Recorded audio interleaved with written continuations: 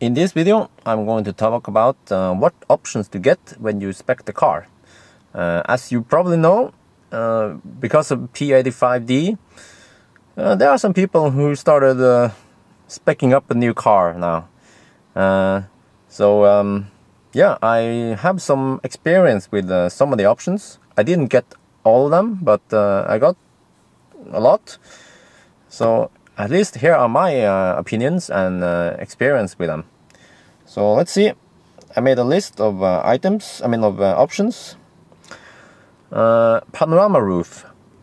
Now it's October 12th. It's getting a bit cold, 8 degrees outside. I'm not sure how many Fahrenheit that is, but as you can see here, I put on my insulation again.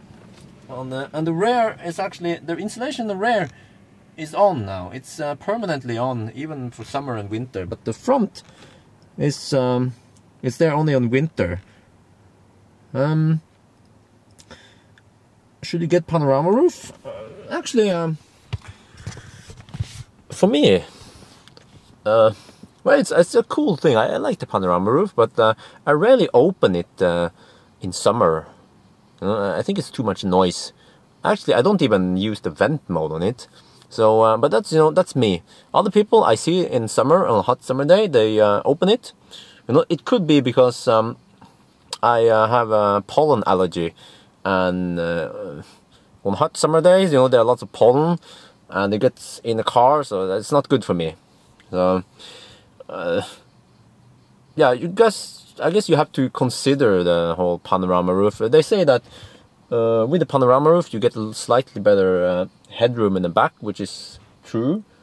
But you also, with the panorama roof, you also get more chill if you're living in cold places like Norway, or so. I mean, some people say, yeah, it's not a big deal, the whole chill. But as for me, it is a big deal. It's cold, and also my wife mentioned it. So yeah, so if you don't have the panorama roof, it's better insulated. But as you see, you can make a workaround. It's ugly, but hopefully, there will be better solutions out there. Tesla, they will make. I think actually it is already out. Panorama roof sunshade, and what I could do is I can use that sunshade to hold this foam in place, so it will look better, and it isn't going to sag that much as now. So yeah, that was panorama roof. What are the other options? Yeah, performance. Oh, let me put the camera over here. Oh, yeah. This is going to be a long one. Should you get performance or not? Well, it depends. Everything changed with a D. But let's say we don't have the D yet. The performance is good. The problem with the performance is that it depends on battery level.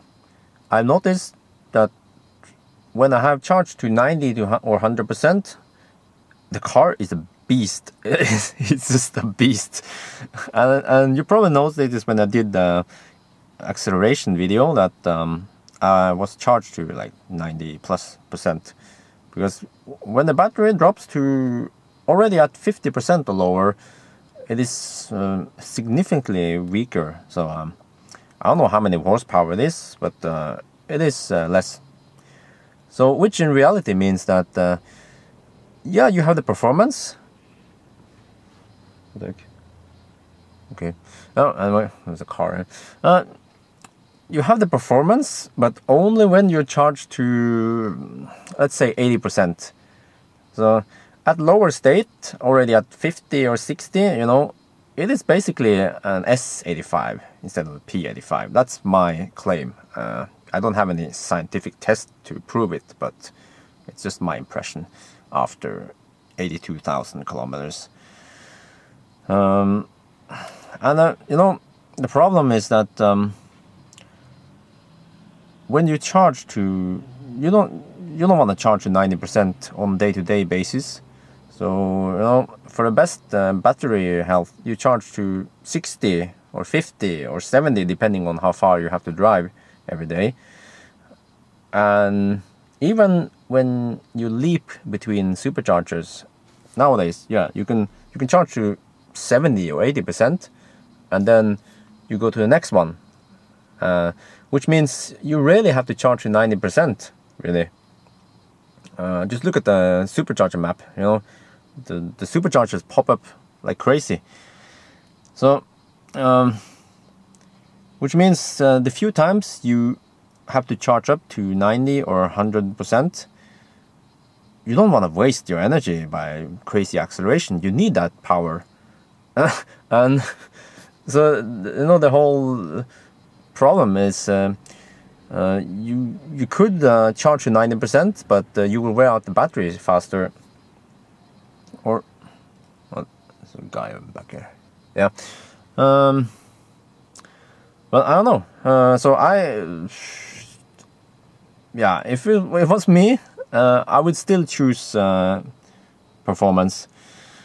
But for most people, you know, regular S85 is good enough. It's plenty enough power. And I forgot to mention another thing, though, is that if you use the P85's power all the time, you will eat up the rear tires like crazy.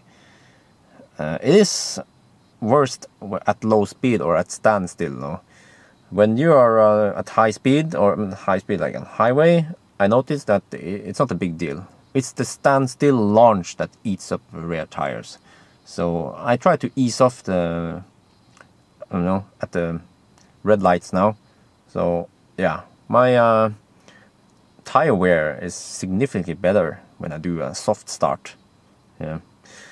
So that's performance or not performance. When it comes to P85D, the difference is quite big. So for I think for the dual motor, I would recommend the D. Yeah. So let's see, next one. Actually, I wrote the Performance Plus, but the thing is, I haven't. I driven Performance Plus one time. It was a loaner. Besides from that, I don't know. I guess if you go for performance, you know, if you either you're a performance guy or a non-performance. If you go for performance, you can just consider you need extra stiff suspension and bigger tires, but you can always put bigger tires on the regular one also. So I don't know. And also they claim that Performance Plus has better cooling system, because I noticed this summer in Germany when I was driving in 180 200 kilometers, the cooling went on high speed, and also there was kind of a limiting factor sometimes. I wanted to accelerate, but the system was overheating. So maybe Performance Plus, you know, is better for Germans. I don't know, but in Norway, the cooling is not an issue, especially not now when it's 8 degrees outside. Let's see, next one is dual charger. Oh, yeah, how much time do you guys have? Dual charger, for many people, well, they don't need it. As for me, I would strongly recommend it. Because dual charger, well, let me see. Okay, I have to explain what it is. When you are at the supercharger, the car receives DC. What is that? What does that stand for? Acronym? I'm not sure, but DC goes straight to the battery. It doesn't use the onboard charger; it's offboard charger. And also, if you would use a CHAdeMO, but it's not available yet. The CHAdeMO charger is also DC. Everything else is AC, which means it has to be converted from AC power to DC to the battery, and that's where the chargers come, and they convert. And two chargers can convert up to 22 kilowatt, while one charger can convert 11 kilowatt. There's also some limitations when you have, well, at least I'm speaking about Europe here, when you have 230 volt, 32 amp. Some places you will only get 16 amp even if there's 32 amp, if you have a single charger. There's something to do with you need a cable that has to be, there's some pins that have to be, I don't know all that stuff, but yeah. But they say that you know, dual chargers is not needed when superchargers are everywhere. Well, it is partly true, but I mean, let's not forget that the time you spend on supercharger is like, it is unnecessary time. I mean, you rather want to spend your time at your destination, you know, like, you know, the destination charging that has been rolled out in America. We don't have that in Europe yet. Pretty much what it is that there are chargers. Tesla, they roll up chargers at hotels, restaurants, and every shopping malls where people will stay. So you don't have to supercharge. You go to whatever you're supposed to go, and then you stay there, and the car is charging up. Why not get double speed? You know, you could instead of waiting for the car to charge, you know, the car will be waiting for you. And at least in Norway, we have chargers where you have to pay for the charging, and they well, it has to do with the regulations, but you can't charge per kilowatt hours on a charging station. You have to charge by something else, a subscription or something. Or what is pretty common is to charge. I mean, you charge the whole charge term here. You have to pay by the hour or per minute, which means if you're doing charger, you get twice the much juice. You know, so basically you get half the price for charging. So I don't know. There's like, you know, dual chargers and not dual chargers. It's like two sides there. It's almost like iPhone, Android, or yeah. But yeah, I recommend dual chargers. I know more people who regret getting dual chargers than people who got the dual charger and regret that they didn't get it. Because if you get one, you might not need it, but you know, the few times you need it, it's really great. It's just like you have airbag in your car. You don't need it usually, but the few times you need it, it's really great. You know, maybe that's a bad comparison, but let's move to the next item. It's getting a really long video now. Oh shit. Tech package. What do I say? You need it. It's you get so much good stuff from tech package. So yeah, don't uncheck that one. Smart air suspension. I guess it's good when you need to lower or raise your car. As for me, I don't have a cabin or anything. I mean, it's good to have sometimes. Yeah, I already scraped the car on the bottom a couple of times. Oh, it hurts. But it's fine because the battery pack is like a ship. It's solid. You know, I look under it and I knock on it and it's like rock. Yeah. So I don't have no worries. By the way, I didn't get the Titan shield either. So I talked to a guy in Tesla. He has a P85, a red P85 also, and he said he's not gonna get it for his because the battery is already very well protected. So I guess the whole titanium shield is just you know, just to be not 100% but 110% sure. But anyway, I was losing focus here. Yeah, smart air suspension. So it's good if you want to lower the car, or you know, raise the car. And I already did a test where I tried to lower the car and drive at 100 miles, I mean, at 80 miles per hour, you know, 130 kilometers per hour, and even at that speed, there was a really slight like saving in energy to use low. So you don't really need it to save energy. I guess you wanna use low if you want to drive on the track, or you want to, you know, have the car lower, or you want to look cool with a low car, and then yeah, go for it. But other than that, okay, on that option, I'm not sure. I mean, it's up to you, I guess. Let's see. Next one, fog lamps. Oh wait, I skipped something. Okay. Fog lamps. I never use fog lights because for me, the other cars I had, they have xenon lights, and for me, xenon works good enough even in fog. I don't use fog lights, and also in Norway. Well, this is a Norwegian thing. Norwegians, they like to use fog lights with regular headlights, which is illegal.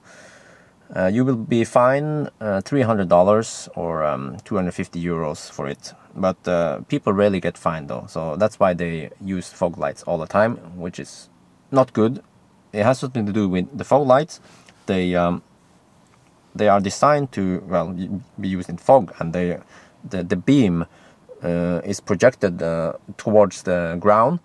And when, like this time of the days, when you have lots of rain and dark, and it's not good for meeting traffic, you know, to be yeah, you get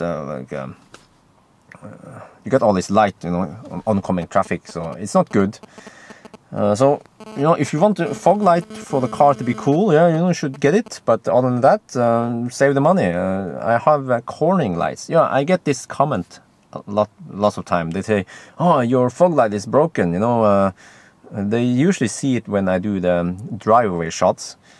It's not the fog light, it's the Corning light that switches on when I turn the wheel at low speed. It's really useful. That one is standard equipment.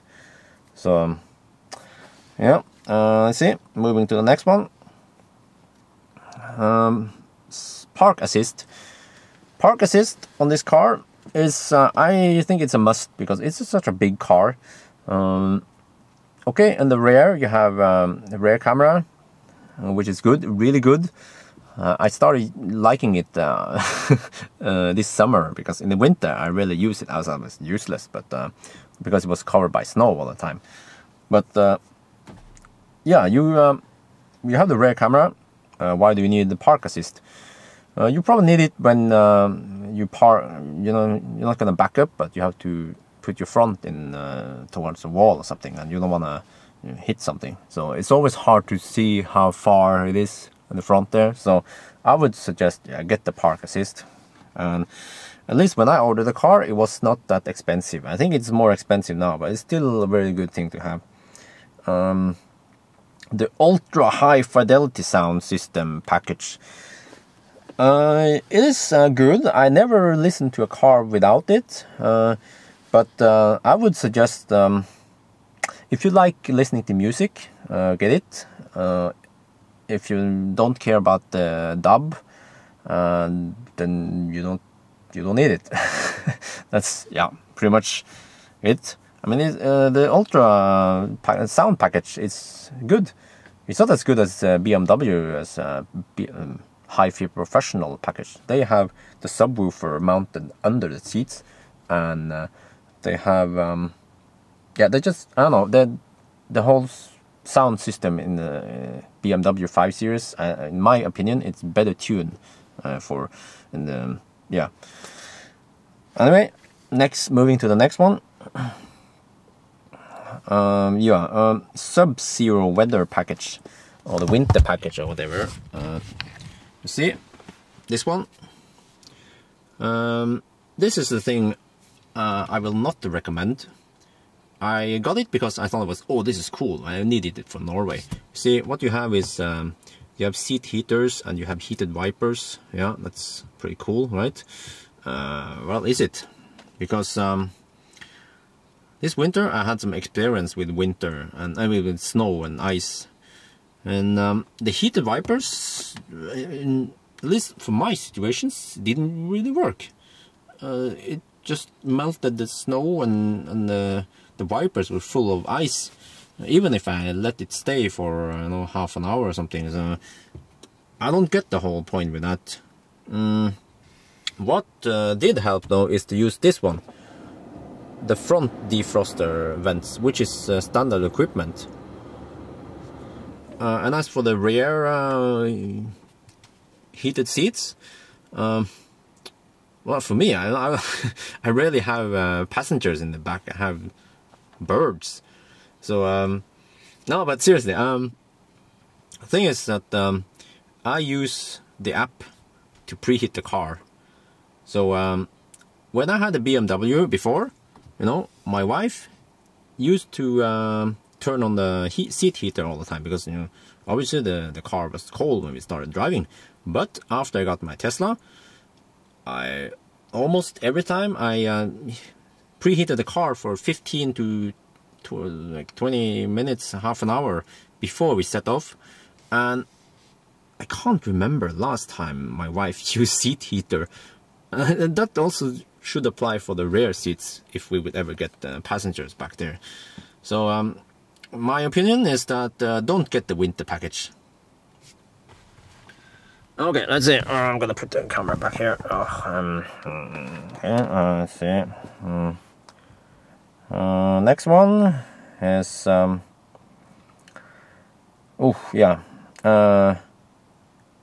rear facing seats, or the child seats in the back. You know that they are limited by weight. Was it 45 kilos and 150 kilometers? 150 centimeters. So wait a minute, was it 30 or 45? I don't remember. I think it was 30 kilos only. No, I'm not sure, but anyway.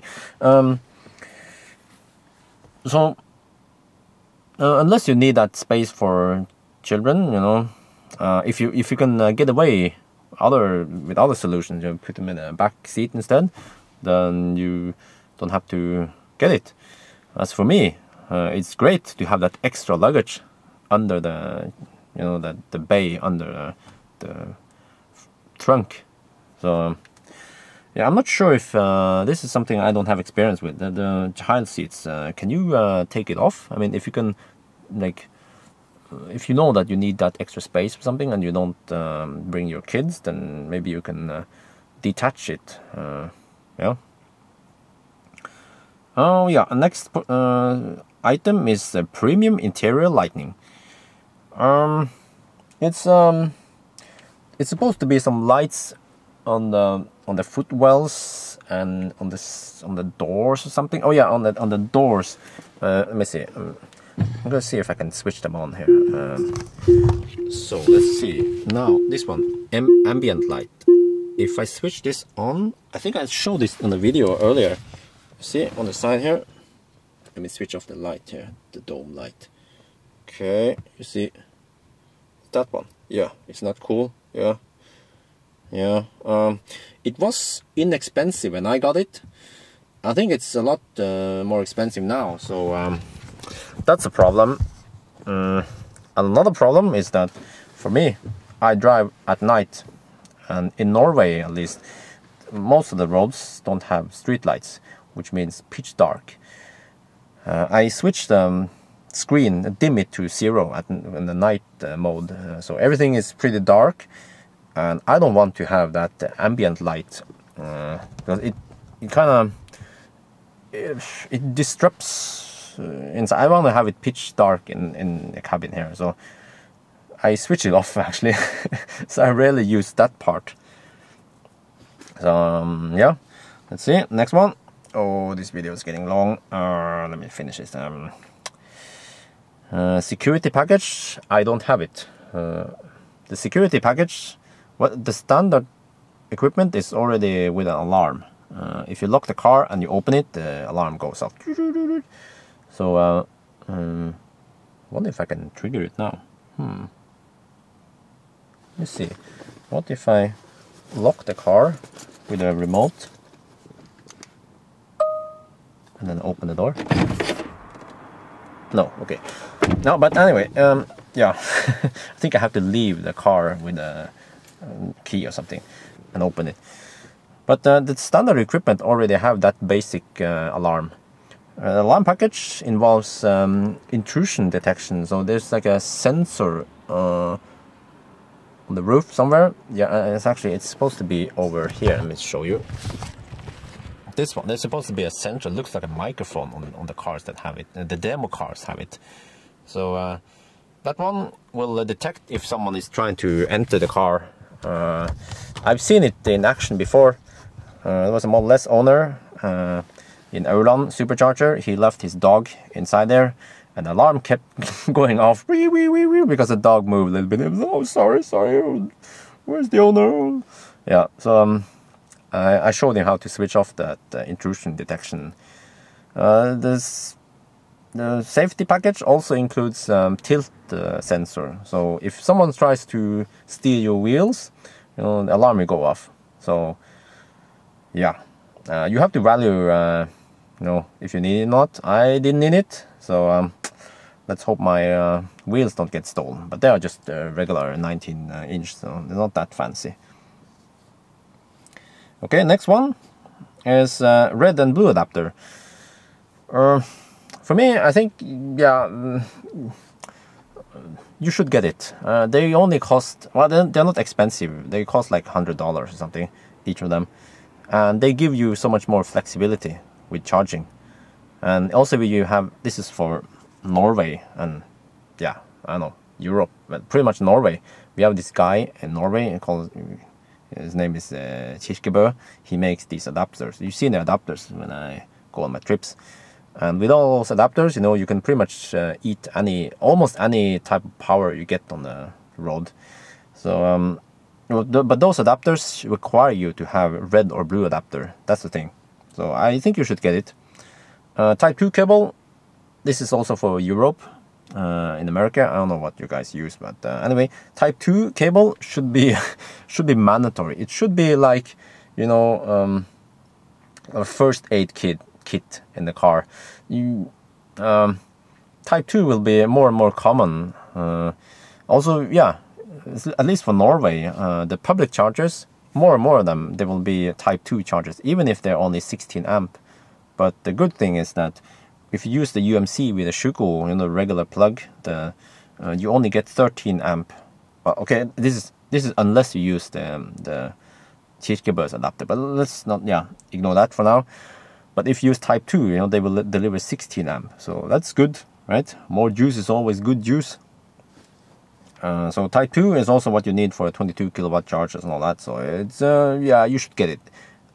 If you order it with a car, well, this is for Norway. If you order it from Tesla, when you order the car, you don't have to pay VAT for it. So it's like 1,300 kroner, about $200. So yeah, it's good. The last one, last thing I noted here was Nokian studded tires. The whole discussion about studded and not studded, I'm not gonna go too deep into it. As for me, my personal preference, I drive over lots of mountains, so I need studded tires. I don't need studded tires, but I want it. It's not environmentally friendly. I have to admit that. But the studded tires work better than studless when it comes to ice. Pretty much ice and snow also. They, it's like a myth saying that in snow, studless will do it better. No, they've done some tests saying, and they came to the conclusion that studded tires are pretty much better, except for noise and economy and comfort, I guess.